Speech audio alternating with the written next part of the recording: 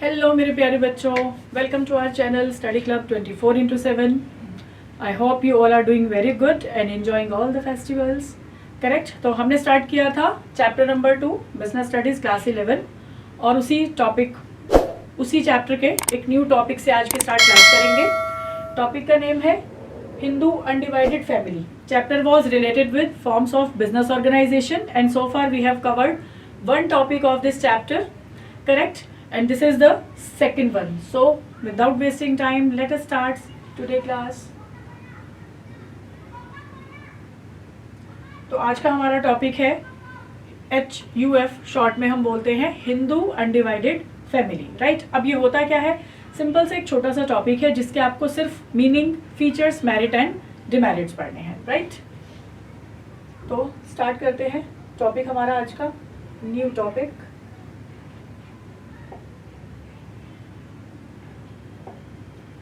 Hindu undivided family या फिर इसे बोला जाता है joint Hindu family business, right? Hindu undivided family, short में हम इसे बोल देते हैं HUF। Business carried out by the members of a Hindu undivided family. अब थोड़ा डिटेल में समझाती हूँ मैं आपको।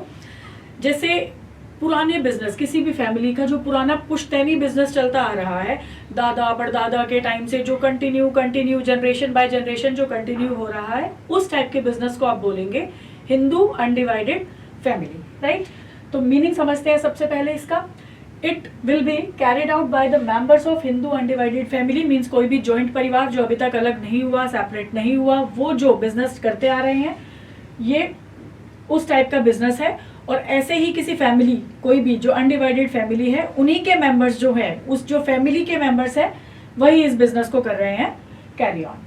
Exist only in India, this type of business exist only in India.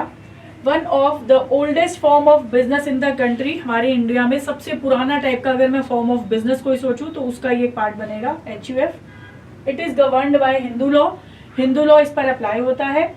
Membership is by birth, यानी फैमिली में जैसे ही किसी भी बच्चे का जन्म होता है, किसी भी बच्चे का बर्थ होता है, वो बाय बर्थ बाय डिफॉल्ट ही बन जाएगा इस टाइप के बिजनेस का member. 2 male members must be there in the family, in the family business बोलेंगे यहाँ वैसे, कि इस बिजनेस के अंदर मिनिमम 2 मेल मेंबर्स का होना कंपल्सरी है। Existence of some ancestral property, और पुरानी कोई पुश्तैनी आपकी प्रॉपर्टी भी होनी चाहिए जिस पर आप ये बिजनेस को चला रहे हैं। एंसेस्ट्रल प्रॉपर्टी, 2 मेल मेंबर्स, ये 2 कंपल्सरी चीजें हैं। Manage and controlled by the head of the family known as karta, very important for 1 marker, कि इस टाइप का जो बिजनेस होता है वो कौन मैनेज करेगा और कौन कंट्रोल करेगा। मैनेज एंड कंट्रोल ये फिक्स वर्ड रहेंगे इस चैप्टर के किसी भी फॉर्म के फीचर के अंदर, कि this type of business is managed and controlled by this and that. तो this type of business HUF is managed and controlled by the head of the family. Head of the family कौन होगा? Eldest member of the family, जिसे क्या बोला जाएगा? Karta. And members are known as co partners. जो members रहेंगे इस type के बिजनेस में, वो मेंबर्स जो है आपस में क्या कहलाएंगे? को पार्टनर्स। तो ये था एक सिंपल सा मीनिंग HUF का, very easy, very simple, right? Next हम चलते हैं इसके फीचर्स पर। बिल्कुल सिंपल कुछ हेडिंग्स जो है वो बिल्कुल सेम रहेंगी जो आप सोल प्रोप्राइटर में पढ़ेंगे, पार्टनरशिप में पढ़ेंगे, या और भी जो हम फॉर्म ऑफ बिजनेस इस चैप्टर में पढ़ेंगे, राइट? तो पहला है हमारा फॉर्मेशन।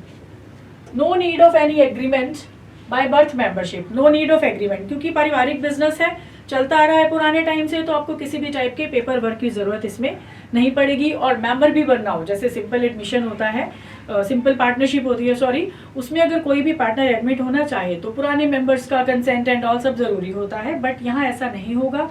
मैंने आपको मीनिंग में भी बताया, जैसे ही किसी भी बच्चे का बर्थ होगा फैमिली में, वो बाय बर्थ ही क्या बन जाएगा? इस टाइप के बिजनेस का मेंबर। तो इसमें किसी भी रिटर्न एग्रीमेंट की जरूरत आपको नहीं पड़ती। लायबिलिटी की अगर बात करें, कर्ता की है अनलिमिटेड और को पार्टनर्स की है लिमिटेड। जितने भी पार्टनर्स रहेंगे इसके अंदर, फैमिली मेंबर्स हैं जो अदर, जिन्हें यहाँ को पार्टनर के नेम से जाना जाएगा, उन सबकी लायबिलिटी रहेगी limited, but head of the family who is known as karta, उसकी जो लायबिलिटी रहेगी अनलिमिटेड। लायबिलिटी का मीनिंग मैंने आपको बताया था कि इन केस ऑफ लॉस, कि लॉस अगर बेयर करते हैं और कंपनी का, आपके बिजनेस का सॉरी, जो भी प्रॉपर्टी है वो अगर सेल भी कर दे तो भी वो लॉस कवर नहीं हो पा रहा, उस केस में अगर आपकी पर्सनल प्रॉपर्टी भी बीच में इन्वॉल्व हो जाए तो आपकी लायबिलिटी मानी जाएगी अनलिमिटेड, अदरवाइज रहेगी वो लिमिटेड। तो को पार्टनर्स की लायबिलिटी यहाँ रहेगी लिमिटेड और कर्ता की रहेगी अनलिमिटेड। नेक्स्ट है कंट्रोल। डिसीजन मेकिंग क्या है? इन द हैंड्स ऑफ कर्ता, क्योंकि वो सबसे सीनियर मेंबर हैं इस टाइप के बिजनेस के, हेड ऑफ द फैमिली भी हैं, तो जितनी भी डिसीजन मेकिंग की पावर रहेगी वो रहेगी इन द हैंड्स ऑफ कर्ता।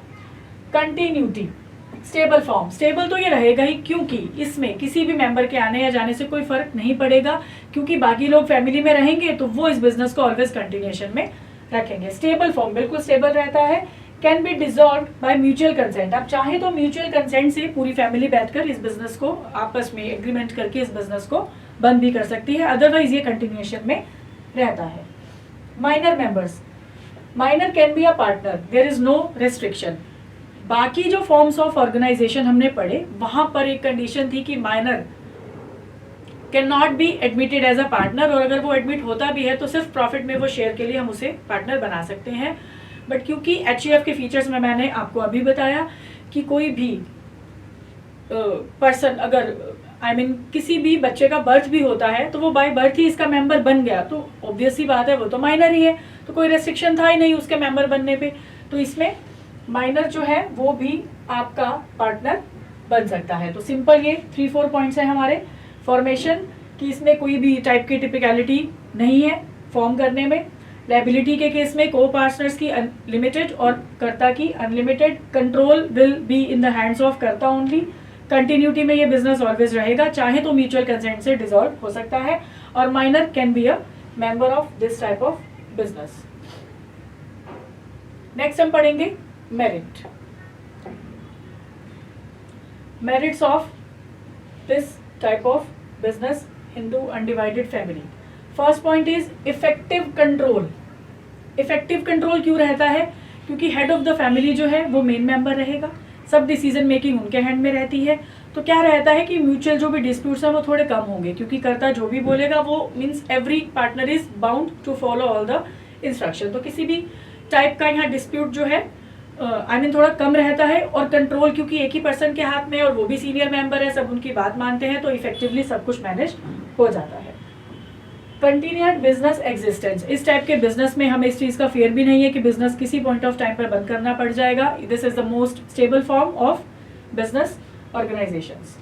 लिमिटेड लायबिलिटी ऑफ मेंबर, आपको मैंने लास्ट जब हमने पढ़ा था सोल प्रोप्राइटरशिप वहां भी बताया था कि फीचर्स में से ही कुछ पॉइंट्स आपके मैरिट बन जाते हैं और कुछ पॉइंट्स आपके डीमेरिट।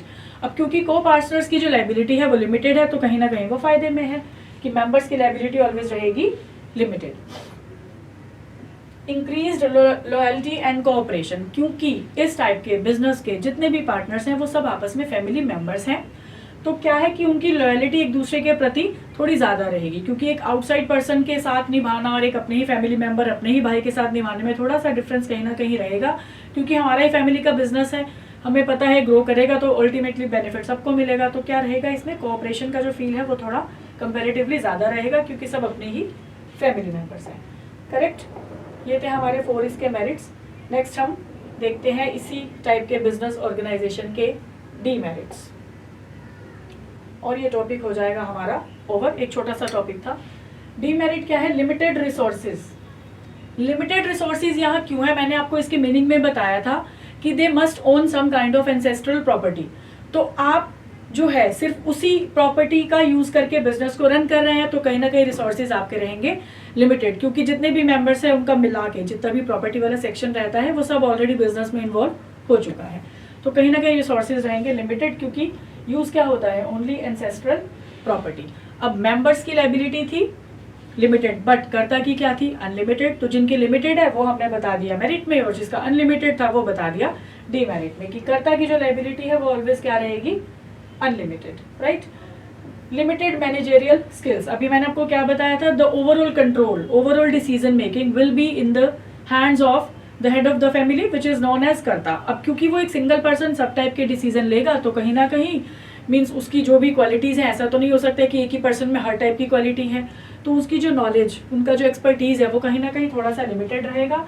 तो उनके स्किल्स रहेंगे लिमिटेड, क्योंकि कर्ता can not B expert in all the areas of management. एक सिंगल पर्सन हर टाइप के एरिया को इफेक्टिवली कंट्रोल नहीं कर सकता, तो कहीं ना कहीं वो क्वालिटीज़ यहाँ रह जाएंगी लिमिटेड। तो ये थे हमारे कुछ डीमेरिट्स।